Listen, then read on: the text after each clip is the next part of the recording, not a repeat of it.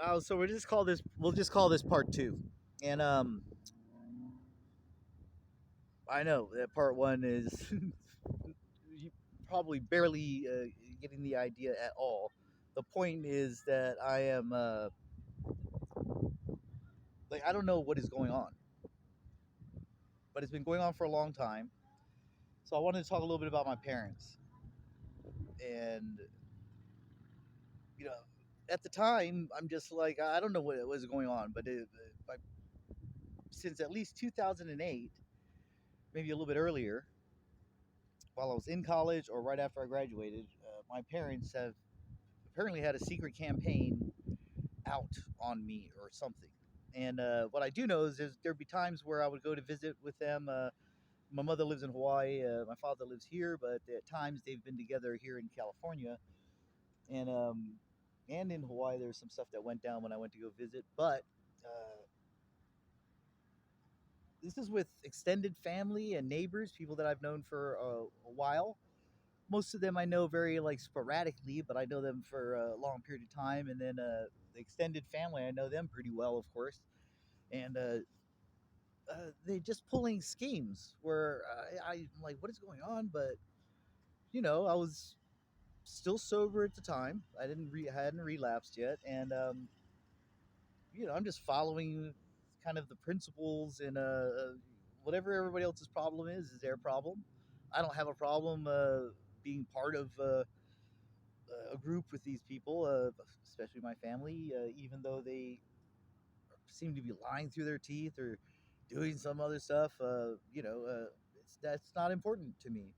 Just spending time with these people was what was important to me, and maintaining my sobriety and uh, keep moving ahead with the education and with my business and things. But I mean, it's so after the fire, I don't see my dad for a couple of months. Everybody just disappeared off the radar. I didn't call any of them because it's not their responsibility. I'm not trying to cry to them about my own problems and issues that I got to take care of, which I have to take care of these things. Never said I was not going to take care of these things. This is I can't go too far into it, but in many ways, what I needed was everything to be frozen the way that it was, so that when I connect these dots, we can understand what it is that actually happened here. Because it wasn't coincident, it wasn't bad luck, it wasn't a failure of on my part of not working hard enough. These were structured and sophisticated and choreographed attacks. I mean, they look like that, but why would I think something like that? You start thinking stuff like that, it's like you go crazy. Um, so the only reason why I'm not crazy now is because I understand what it is that's going on, and I'm available for it. I mean, the reality is it isn't much different than how I was raised because, well, that's how I was raised by these very chaotic family dynamic, always changing. And I didn't realize that my mother was using me to attack my dad as a tool, but that's what it was. Any which way. So for my father, I'm like, look, I got to deal with this house and things like that. And what do you think? Oh, well, have they contacted you? I'm like, well, they can't really contact me right at the point because I mean I'm homeless now. And but he said, don't worry about it. I've got recordings of my dad, probably 25, maybe more, all different times, different situations. Me approaching him and asking him in different ways, in different manners, and him telling me this, which is absolutely out of this world. That isn't my dad. That isn't me. No matter what you think you've been told or what you think you've heard, uh, that's not me. Go look at my record, you'll see that that's not me. I mean, sure, I've had times where I can't pay things off and stuff like that, but I'm not just like straight, like, oh, just go leave. I don't do shit like that. My father doesn't either, as far as I thought I knew. But so anyway, what is that all about? In 2017, some craziness went on, and I don't know who it was I talked to. It's in my memory somewhere. It'll come to me. But that they said that I told my aunt Tony in Florida that I fucked my sister or diddled her or whatever, which is it's fucking ridiculous, absolutely ridiculous. So I call my mom and she's like, "No, of course you didn't do anything like that." Like, I know I didn't do anything like that, but so what we need to do is, nothing secret, everything out in the open. I want to call Antonia with you on the other line, and let her know we were both on there, and get this aired out. No, what do you mean no? I live with my Antonia. I love my Antonia. I love all these people. I love my mom, regardless of this craziness and all the crazy stuff. And but she forbids me to call my aunt and talk to her about what supposedly I had confessed to her.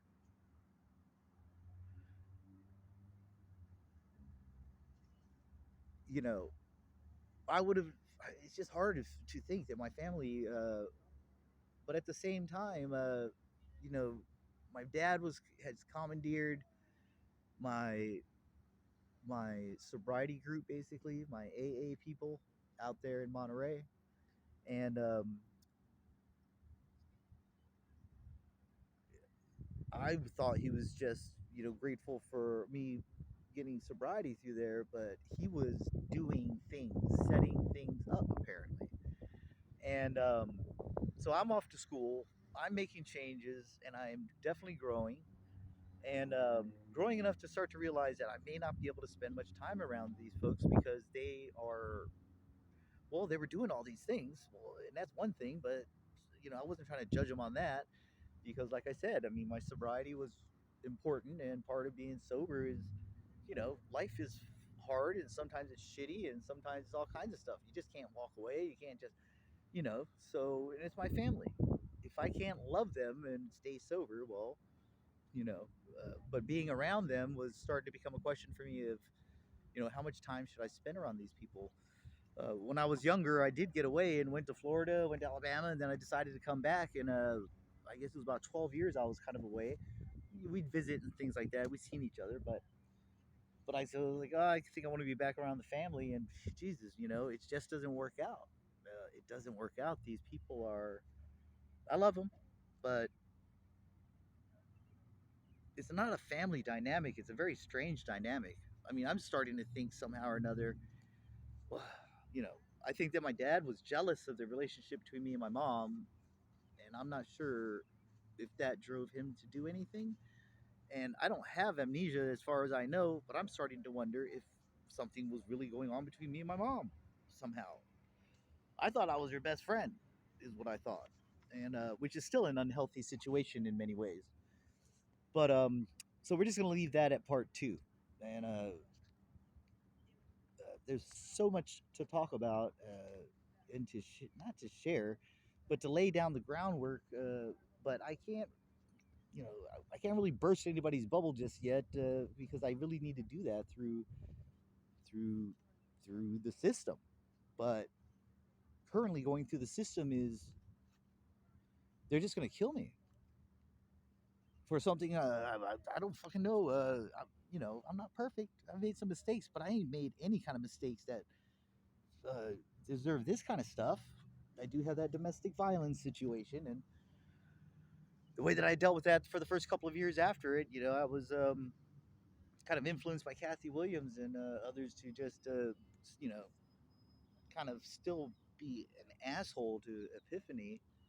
But the fact of the matter is that I was never proud of what I had done, and I shouldn't have. I should have wholeheartedly and completely denounced any kind of negativity from anyone else about what I had done between me and Epiphany, the the domestic violence situation, and but it wasn't the kind of thing where I just want to keep repeating the behavior. That was something very, very, very high up in the list of things to do, along with staying sober, is to not be so angry or jealous or all these kind of things, which I don't even want to look at it. When I say not don't want to look at it, I'm not talking about specifically that situation. I just don't want to bother with girls. If I am going to, women, females, if I am going to, then I need to But I'm 50. I've had a lot of fun. I got a son out there that I've never had a relationship with. I wish I could, and maybe that'll happen in the future. But um, yeah, in some ways, I don't want to. I don't want to spread any more genes from these two people. I love my parents, but I don't want to spread any more genes from these two people and end up with a child that shows me what it is that I couldn't see in my parents and what it is they were doing. And I don't think that's the case with. I can't call. I guess he's my son, but I don't deserve any sort of. I definitely shouldn't. I'm not a father. I've never been around. I've never seen the boy, and that broke my heart for a long while, and that was definitely something that was firing off depression and things that my using was of drugs was quelling. But yeah, and so yeah, I've made some mistakes, but nothing like that. And for people that I haven't seen, that all of a sudden they seem to know a lot about me, so somebody's been talking to them uh, and making judgments, telling me that I had an accident in 2006 when I first got to Santa Cruz, telling me that you're not suffering from anything. That's because you're using drugs or something. And I'm like, well, what are you talking about? Like, you haven't even seen me. You have no clue. Why would you say such a thing?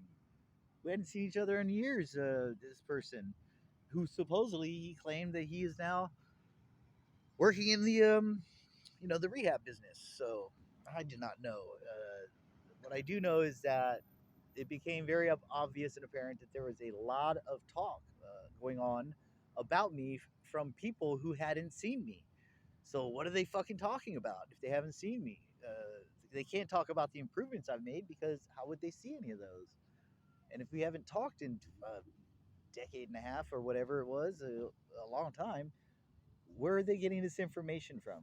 It's all misinformation. It's all bad shit. That's part of the reason why I haven't killed myself or lost my mind about all this is because, well, I'm pretty sure I don't have any kind of amnesia. I am. I know I ain't done nothing this fucking bad. It's simple, Staying with the Mormon family in 2019 reconnected me with God. Not necessarily because they're Mormon and they're kind of strict on that, but because I could see all of there were just hypocrisies that with them, the way they were treating me, and that they were really strict, especially Dixie, very strict Christians. And I appreciated the fact that their strictness with it kind of made me curious again about Jesus and about God. But what really drove me was that they are doing things, passing judgment and doing acts upon that judgment that's definitely not Jesus like or God like. And I understand Mormons are a little bit tough here and there, but uh, it was just hypocritical. And it actually stealed, not like stolen, but stealed like the metal, my faith. I know that many people, and you hear the videos that I make, and I'm cursing and acting all crazy. Dude, that's not an accident. It's all on purpose. And all I have to do is go back to being younger in my mind and think of those times, and then take the anger that I used to have and uh, and just hook back into it, and then I multiply it by 3 to 5, sometimes 10. And it's very important that I do that, and I can't explain to you now why, but it's part of the deal. It's part of what I got to do to actually reveal the truth. And so I know a lot of people are going to be like, "What?"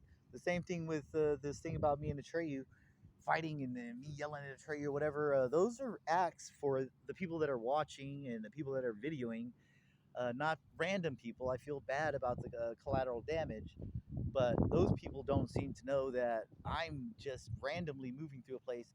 Sometimes I don't even know at all who these people are, and they seem to know. In other words, they're stalking me. They're fucking criminals, without a doubt. And they think that they're saving a dog or saving my sister or some crazy shit or whatever. And it's like, I feel terrible for them because they're stuck in a position where even myself, up until a certain point in my life, if somebody would have told me somebody was a really, really bad person and preyed on children or whatever, and I might kick them down some stairs and accidentally, whoops, sorry, I slipped, I'm sorry, something. But no, I would never, not anymore. And I really suggest to anybody who thinks that they're going to act, regardless of how painful the story may sound, you got to understand that there's people out there that just want to say something to watch all the fireworks go off. Uh, or they're suffering from their own pains that may be even related with having been molested and things like that. And this is some way that they balance themselves. And sometimes it's true. But unless you were there, getting in the middle of it all is uh, is not isn't often helpful. And I got to tell you that Colorado, California, Oregon, that